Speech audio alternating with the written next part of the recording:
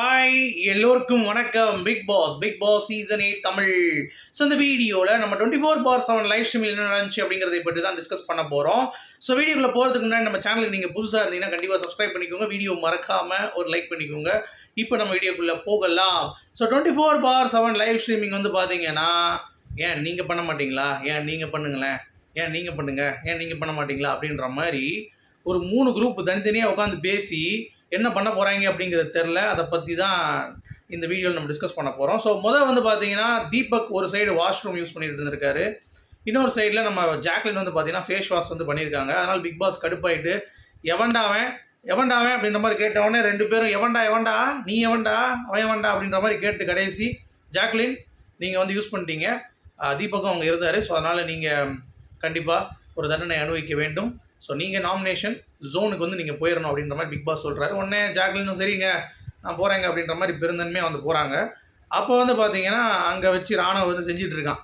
இந்த மாதிரி என்ன பண்ணுவீங்க, நீங்கள் ஃபேஸ் வாஷ் போட்டனால வந்தீங்களா, நீங்கள் என்ன பண்ணுறீங்க, அதாவது ஜாக்லின் ஒரு கேள்வி கேட்குறாங்க, நான் என்ன தப்பு பண்ணேன் நீ சொல்லு அப்படின்னு சொல்லி நினைக்கிறேன்னு கேட்டவுடனே ஃபேஸ் வாஷ் பண்ணிங்களா அப்படின்னானே, இது ஃபுல்லாக என்கிட்ட பேசாது, என்னை கலாய்க்காது அப்படின்றாங்க. ஏம்மா நீயே கேட்டு அவனை அப்புறம் ஆஃப் பண்ண சொன்னால் எப்படி அப்படின்ற மாதிரி தான் இருந்துச்சு. அப்புறம் எல்லாத்தையும் ஜாலியாக பேசிகிட்டு இருக்காங்க. அந்த மாதிரி தலைவர்கள்கிட்ட ஒரு தலைவரை தேர்ந்தெடுங்க, அதாவது மேனேஜர்லாம் 8 பேர் 7 பேர் இருக்காங்க. இப்போது 7 பேரில் ஒரு மேனேஜரை வந்து ஹெட்டாக தேர்ந்தெடுத்து பண்ணுங்கள், இங்கே நான் யூனியனில் இருக்கிற மாதிரி அப்படின்ற மாதிரி குசும்ப காரணம் இருக்கேன். ஆனால் எல்லாமே கோமாளித்தனமாக இருக்கிற ராணுவ பண்ணுறது அப்படிங்கிறது தான். ஸோ எனக்கு தெரிஞ்சு டைரக்ட் நாமினேஷன் கண்டிப்பாக ராணுவ வர்றதுக்கான வாய்ப்புகள் ரொம்ப ரொம்ப அதிகமாக இருக்குது.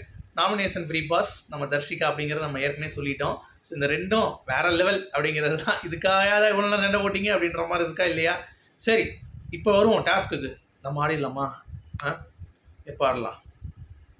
அவங்க ஆடட்டும், அப்போ நம்ம வெயிட் பண்ணுவோம், அவங்க ஆடுறப்ப நம்ம ஆடுவோம் அப்படின்ற மாதிரி டிஸ்கஷன். அதாவது மஞ்சரி முத்து நம்ம நினச்ச மாதிரியே இன்றைக்கி டாஸ்க் நடக்கலை அப்படின்னு சொல்லிட்டு ரொம்ப புலம்பல். அதுக்கு முத்துவும் சொல்லிட்டு இருக்காரு, ஆமாம் அது கரெக்டு தான். என்னென்னா மஞ்சரி ஃபீல் பண்ணுறாங்கன்னா, இண்டிவிஜுவலாக ஒரு மேனேஜர் ஒரு சர்வெண்ட் அப்படி கொடுத்துருந்தாங்கன்னா வேறு மாதிரி இருந்திருக்கும், நான் வச்சு செஞ்சுருப்பேன் அப்படின்றாங்க மஞ்சரி. ஆமாம் பார்த்தோம்மா தாயே, டெவில் டாஸ்க்லேயே பார்த்தோம் நீ பண்ண வேலையை அப்படின்ற மாதிரி நமக்கும் ஒன்று யோசனை. அப்படியாச்சும் கொடுத்துருக்கலாம். அறிவில்லாத பசங்க அந்த பிக் பாஸ் அப்படின்ற மாதிரி தான் இருக்குது கிரியேட்டிவ் டீம். அதான் டெவில் ஏஞ்சலுக்கு ஒன்று கொடுக்குற மாதிரி மொத்தமாக கொடுத்தா அவங்க ஒன்று செலக்ட் பண்ணுற மாதிரி இங்கே ஒன்று நீங்கள் கொடுத்துருக்கணும் அப்படிங்கிறது தான். ஏன்னா அப்போ தான் அந்த இண்டிவிஜுவாலிட்டியும் தெரிஞ்சிருக்கும், நல்லா இருந்திருக்கும் டாஸ்க்கு. ஸோ அதையும் கெடுத்து விட்டாங்க. சரியா, அவங்க நடக்கலை.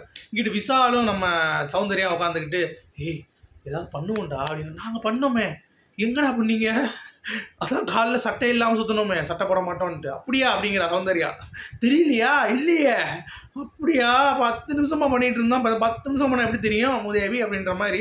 சரி நம்ம பண்ணுவோமா அப்படின்ற விசால். என்ன பண்ணுவோம், இல்லை அவங்க பண்ணுவாங்க அப்படின்னு. யார் பண்ணுவாங்க? ஒர்க்கர்ஸா? இல்லை மேனேஜர்ஸ், நம்ம தான் ஒர்க்கர்ஸ். ஓ சரி அப்படின்னு சொல்லிட்டு அவங்க வெயிட் பண்ணிகிட்டு இருக்காங்க. இன்னொரு சைடு கட் பண்ணால் தீபக், சாரி ஜாக்லின், நான் உன்னை வந்து பாத்ரூம் போயிருக்க சொல்லியிருக்கணும், but I didn't inform, I am sorry and I am feeling guilty அப்படின்னு இருக்காரு. சரி ஜாக்லின் சொல்கிறாங்க, தீபக் நீங்கள் போய் பண்ணுங்கள், நீங்கள் பண்ணுறத நம்ம பேசணும்ல அதை பண்ணுங்கள் அப்படின்னு. நீங்கள் பண்ணட்டுமா அப்படின்றாரு. நீங்கள் நான் இங்கே வேறு மாதிரி பண்ணுறேன். அப்படியா என்ன பண்ண போகிறீங்க, அது பார்த்துக்கலாம் பண்ணுறேன். சரி நீங்கள் பண்ணிடுறீங்களா? நான் பண்ணிடுறேன். சரி ஓகே. என்னடா பண்ண போகிறீங்க, என்ன பண்ண போகிறீங்க, இன்னும் 10 நிமிஷத்தில் டாஸ்க் கூட பசரை அடிச்சுடுவாங்க பே அப்படின்ட்டு, அப்புறம் என்ன பண்ணுவீங்க அப்படின்ற மாதிரி நமக்கும் வந்து தோணுச்சு. ஒரு பக்கம் இவங்க, ஒரு பக்கம் அவங்க ஏதாவது பண்ணணும், கண்டிப்பாக பண்ணணும் அப்படின்னு நினச்சிட்டு இருக்காங்க. கடைசி வரைக்கும் ஒன்றுமே பண்ணல. ராணாவோடைய கோமாளித்தனத்தை லைவில் வந்து போயிட்டுருக்கு அப்படிங்கிறது பார்க்க முடியுது. வேறு எதுவும் சுவாரஸ்யமாக இருந்துச்சான்னு கேட்டிங்கன்னா இல்லை. அதுக்கப்புறம் எல்லாம் வந்து டாஸ்க்கு வெளியே வந்துட்டாங்க. இப்போவே எவனும் ஒர்க்கராகவும் இல்லை மேனேஜராகவும் எல்லாம் ஒன்றா சேர்ந்து படுத்துக்கிட்டு எப்பா முன்னாடி குத்துது குடையுது, நிற்கி எந்திரிக்க முடியல, நகர்த்த முடியல, நடக்க முடியல, எந்திரிக்க முடியல, உட்கார முடியலன்னு இருக்காங்க. ஆஹா முடிச்சுட்டிங்கன்னா மொத்தமாக இந்த டாஸ்க் அப்படின்ற மாதிரி இருந்துச்சு. நீங்கள் டாஸ்க்கு மட்டும் முடிக்கல, எல்லா ரிவ்யூவரும் அடுத்த வருஷம் பிக் பாஸ் சீசன் ரிவ்யூ பண்ணணுமா அப்படிங்கிறது யோசிக்கிற அளவுக்கு நீங்கள் வந்து பண்ணிட்டீங்கன்னா அந்த சீசனில் கண்டஸ்டன்ஸு நல்லா இருங்கடா, நீங்கள் நல்லா இருங்க. அட போங்கப்பா ஐயோ இதெல்லாம் ஒரு சீசனாப்பா. பாய் உங்கள் கருத்து சொல்லுங்கள்.